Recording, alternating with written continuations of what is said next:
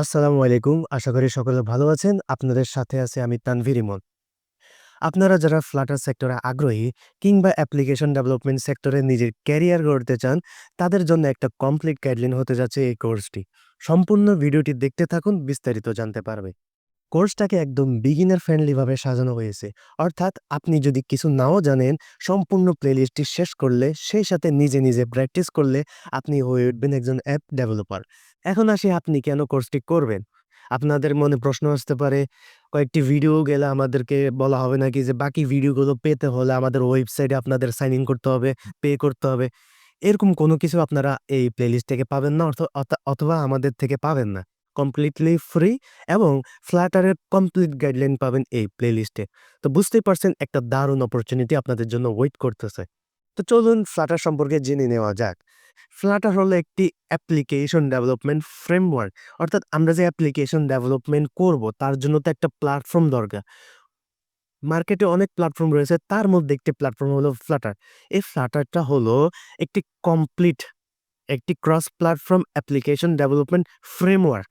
তো ফ্রেমওয়ার্ক জিনিসটা কি সেটা এখন না জানলেও আপাতত চলবে। ভবিষ্যতে আপনি যখন অ্যাপ্লিকেশন ডেভেলপমেন্ট করবেন নিজেই বুঝে যাবেন যে হোয়াট ইজ ফ্রেমওয়ার্ক। তো সেটা নিয়ে কথা বাড়াচ্ছি না।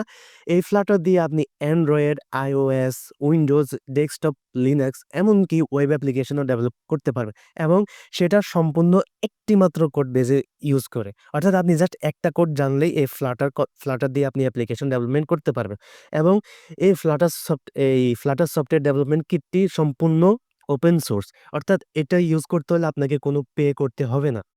Flutter দিয়ে যেহেতু আপনি মাল্টিপল ক্রস প্ল্যাটফর্মের জন্য অ্যাপ্লিকেশন তৈরি করতে পারেন, অর্থাৎ Android এর জন্য, iOS এর জন্য, Windows এর জন্য, ডেস্কটপ, লিনাক্স, ওয়েব এ সকল মাল্টিপল ক্রস প্ল্যাটফর্মের জন্য আপনি অ্যাপ্লিকেশন ডেভেলপমেন্ট করতে পারছেন। সেই ক্ষেত্রে সকল ওর অপারেটিং সিস্টেম কিন্তু মেইন ফোকাস না। Flutter এর মেইন ফোকাস হচ্ছে Android এবং iOS। অর্থাৎ আমরা যখন Flutter শিখব, তখন মেইনলি আমরা শিখব Android অ্যাপ্লিকেশন ডেভেলপমেন্ট এবং iOS অ্যাপ্লিকেশন ডেভেলপমেন্ট। তো আমরা যখন Flutter অ্যাপ্লিকেশন ডেভেলপমেন্ট শিখব, তখন আমাদের মেইন ফোকাস থাকবে Android এবং iOS। তো এটা নিয়ে আরো ডিপলি চিন্তা করার দরকার নেই। আপনারা যখন প্লেলিস্ট দেখবেন, নিজে প্র্যাকটিস করবেন, তখন সেটা আপনারা নিজেরাই বুঝে যাবেন যে Flutter এর মেইন ফোকাসটা কি। তো চলুন আমরা শুধু Flutter-ই কেন শিখব? বাজারে অনেক ধরনের অ্যাপ্লিকেশন ডেভেলপমেন্ট টেকনোলজি থাকা সত্ত্বেও আমরা কেন Flutter ইউজ করব? তো Flutter সম্পূর্ণ ওপেন সোর্স প্ল্যাটফর্ম এবং quick testing and hot reload. তো quick testing and hot reload কি এটা আপাতত আপনারা বুঝবেন না, যখন ডেভেলপমেন্ট সেক্টরে যখন ডেভেলপমেন্টে নামবেন, কোড করবেন তখন আপনারা বুঝতে পারবেন। তো আমি একটু হিন্টস দিয়ে রাখি। আমি একটু অনলাইনে গুগল করে আপনাদেরকে দেখাই যে মেইন ফিচার্স অফ Flutter, হ্যাঁ? তো এখানে আপনারা অনেক অপশনস দেখতে পারবেন, অনেক ফিচার্স দেখতে পারবেন। Flutter's main feature include cross platform, হ্যাঁ? Cross platform development. অর্থাৎ আপনি একটি মাত্র প্ল্যাটফর্ম দিয়ে মাল্টিপল ওএস এর জন্য অ্যাপ ডেভেলপমেন্ট করতে পারবেন। তো হট রিলোড জিনিসটা কি? ধরেন আপনি একটা অ্যাপ্লিকেশন ডেভেলপমেন্ট করতেছেন, হ্যাঁ? আমি এখানে একটু দেখাই। তো আমি এখানে একটু ড্র করে দেখাই। ধরেন আপনি এরকম একটা অ্যাপস ডেভেলপমেন্ট করতেছেন। এটা অ্যাপসের হোম স্ক্রিন। তা আপনি কোড করে এখানে একটা বাটন আনলেন। এই বাটনটা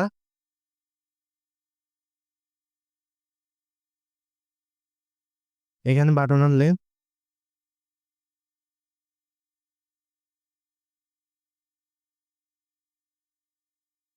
ক্লিক মি, এরকম একটা বাটন আনলেন। তো সেই ক্ষেত্রে আপনি যে কোড করে আনছেন, এখানে তো আমি জাস্ট ড্র করে দেখাইছি। আপনি তো এটা কোড করে আনবেন, হ্যাঁ? তো আপনি যখন কোড করে আনবেন, আপনার ইউআই তে রিফ্লেকশন সাথে দেখার দরকার, তাই না?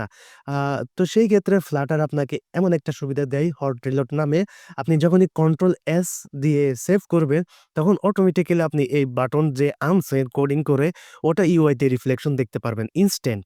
তো সেটার জন্য আপনাকে অ্যাপস রিলোড বা রান করতে হবে না। এটা হচ্ছে যে Flutter এর মেইন ফিচারস এর মধ্যে একটি।